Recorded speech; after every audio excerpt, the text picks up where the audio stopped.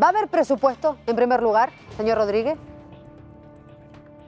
Bueno, buenas tardes. Lo primero es que tenemos gobierno y eso es una buena noticia porque llevamos año y medio con un gobierno de facto en funciones y sin un instrumento básico para la acción gubernamental, es sin ley de presupuesto. Por lo tanto, se ha despejado esa duda, no hay terceras elecciones a corto plazo y este gobierno tiene muchas tareas por delante. Desde luego, una de las más importantes e iniciales tiene que ser articular un proyecto de ley de presupuesto para el año 20.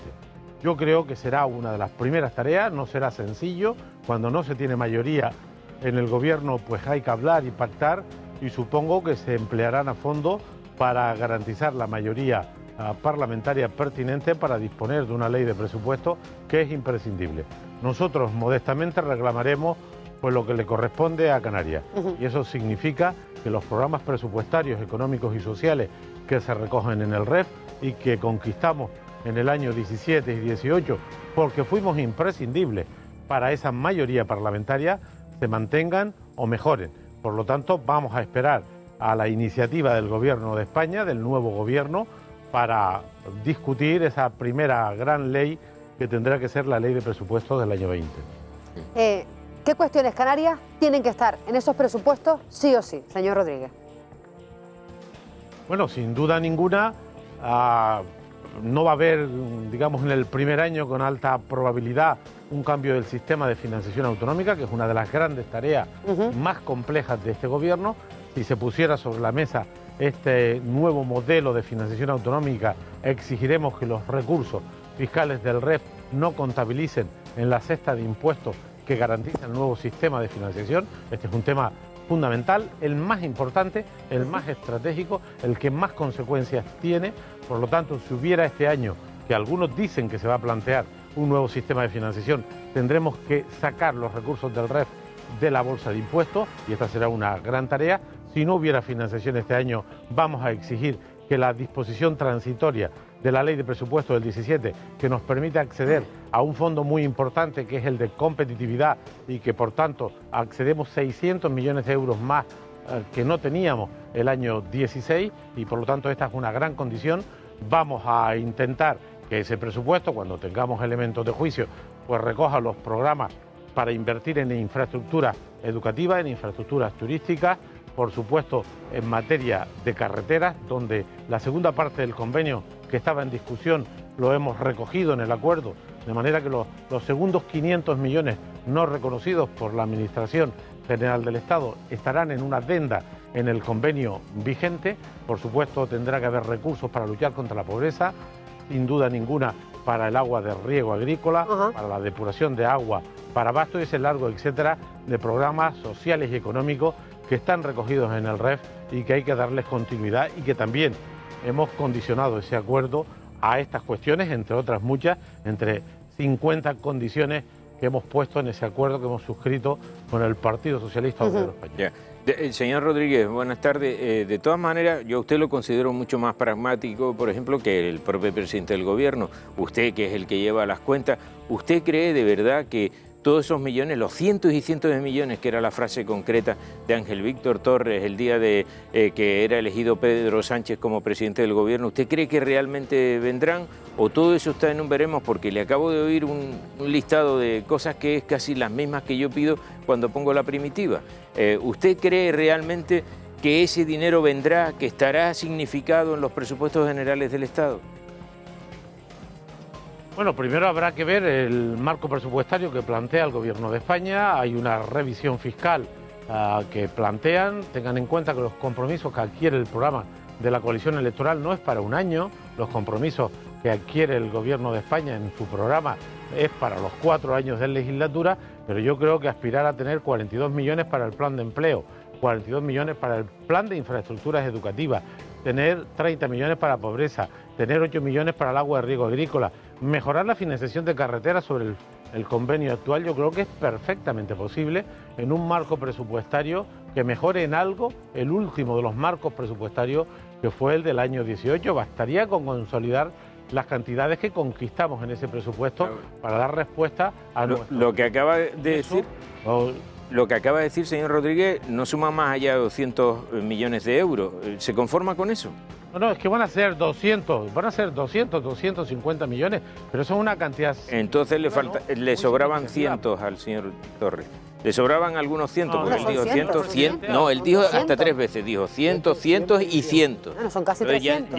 Ya sobraba algunos cientos, pero de todas maneras, a mí me parece que lo que nos está diciendo Román Rodríguez nos lleva un poco, nos pone en la realidad de hasta dónde podemos llegar, porque también hemos oído que Europa ha dicho que estos presupuestos tienen que ir a menos, no pueden ir a más. Tenemos 20 ministerios, no sé, a mí me da la sensación de que tenemos demasiadas cosas en el aire y un poco nos está poniendo el señor Rodríguez sobre el aviso de hasta dónde se pueden llegar. Yo creo que no debemos especular demasiado, ¿no? No sirve de mucho pensar cómo va a comportarse la realidad. Sabemos que hay unas condiciones, hay un nuevo gobierno que no tiene mayoría parlamentaria, es un gobierno investido con las reglas democráticas, el candidato que ha salido es el que propuso el jefe del Estado. Ese gobierno tiene un programa que yo he estudiado con detalle, tiene acuerdos puntuales con otros parlamentarios para sustentar la investidura y por lo tanto tendrán que dialogar mucho. El marco presupuestario lo tiene que establecer el Ministerio de Hacienda del Gobierno de España, la revisión fiscal debe contribuir a ese tema y cuando tengamos ese marco presupuestario, pues todo el mundo va a pelear por mejorar su posición. Nosotros creemos que hemos consolidado derechos que deben ser respetados, nosotros hemos condicionado la investidura al respeto de la agenda canaria, que fue con la que concurrimos a las elecciones y por lo tanto hemos trasladado al acuerdo los contenidos del programa electoral con el que nos presentamos.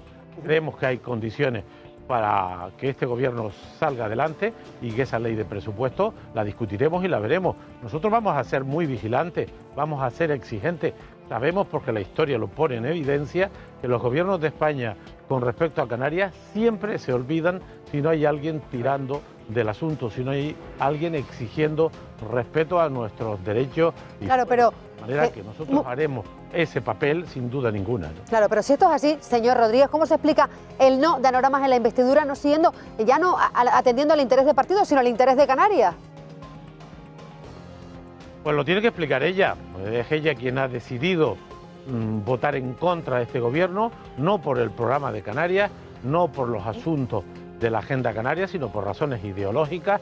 Se sabe que su posición es distinta a la que decidió su partido, que buscó un punto de encuentro con la abstención y que al final pues, fue desobedecido, y eso lo tiene que resolver Coalición Canaria y lo tiene que explicar la señora Oramas. Yo no soy nadie para entrar en asuntos internos de otro partido, lo que digo es que nosotros hemos defendido el diálogo con el Partido Socialista Obrero Español, los contenidos del programa, hemos colocado ahí lo sustancial de ese programa.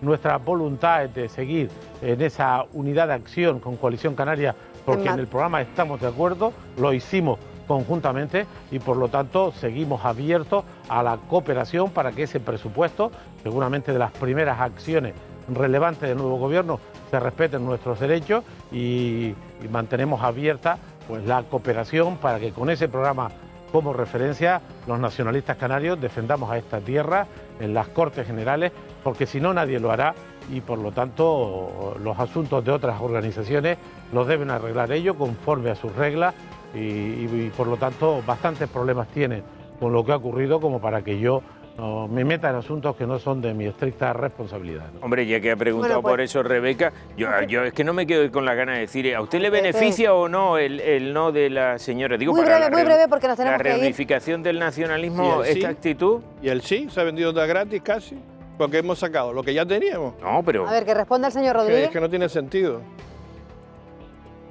No, lo que no tiene sentido es opinar sin leerse los papeles. Eso es lo que no tiene sentido. Que no son públicos tampoco, señor Rodríguez, no son públicos en los acuerdos. Pero entonces, pues si son públicos, usted sabrá que lo que hemos puesto en el acuerdo es lo que dijimos en la campaña electoral. ¿O le parece que se puede negociar cosas que no están en el programa electoral? Nosotros hemos colocado en la negociación con los socialistas nuestro programa electoral. La gente te vota por el programa electoral y con el programa electoral en la mano hemos llegado a un acuerdo donde el 90% de sus contenidos están citados en formulación de acuerdos, porque esto no es un programa electoral, sino un acuerdo político. Por lo tanto, lo que estamos defendiendo ahí es que el Estatuto de Autonomía se desarrolle. El Estatuto existe, pero hay que desarrollarlo. Hay estatutos que no se han desarrollado 40 años después.